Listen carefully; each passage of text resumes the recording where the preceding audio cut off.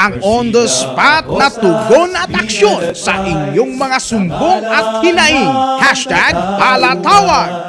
Ganito po kayong salaysay po, Chief. Attorney Acosta, good day po. Ako po si Vanessa de la Cruz, isang OFW sa bansang Qatar.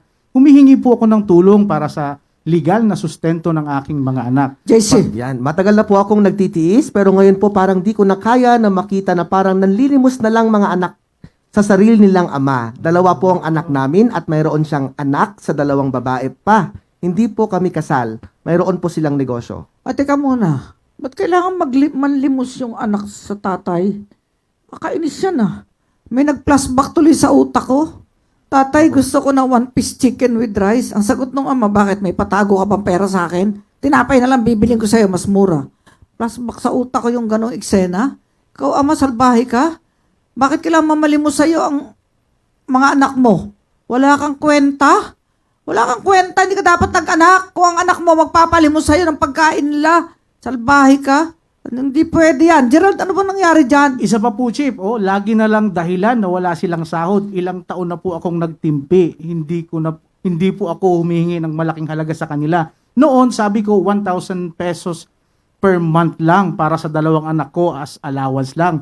Pero hindi nila maibigay. Then makikita ko sa FB na nakapost sila sa masasarap na kainan lagi. Wow! Magbibigay ng baon, attorney, sakto lang kung 2 days. Pasok ng anak ko pong bunso, 100 lang talaga ibinibigay. Hindi man lang pasobrahan na baka may bibilhin na project o ano paman. Sa totoo lang po, yung panganay ko, masama na po ang loob sa kanya, sobra. Mas need po nila ng support ng tatay nila ngayon dahil sa OFW po ako, attorney. Hindi din po kasya ang sahod ko para sa lahat ng bayarin dahil lumuupa lang po kami. Nais ko po sanang hingin ang legal na paraan para sa anak ko, sa mga anak ko po lang. Ayan. Si Vanessa, papasukin natin. Nasa Ayan. Qatar po. Vanessa, may tanong ako sa'yo. Sino ba ang guardian ngayon ng iyong mga anak?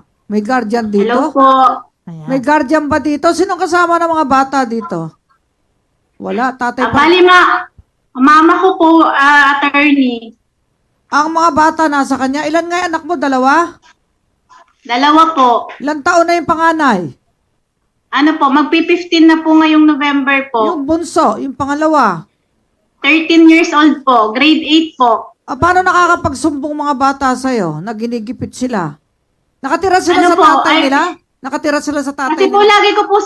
lagi ko po silang ka-chat, attorney. Bali yung dalawang anak ko po, nasa poder po ng mama ko.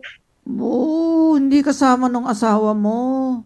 Hindi po, kasi po ano po alam ko po na kasi na hindi niya maaasikaso, tsaka may bago na po siyang kinakasama. Kailan ka uuwi? Ano po, February po next year po. O pag-uwi mo, mag-file tayo ng action for support. Pero bago yon, mediation muna, direct na paano to. Baka sakali namang, alam mo ba, pagka minimediate namin sumusuko agad yung respondent. Baka sakali makuha muna sa mediation kaysa pupunta tayo sa korte agad.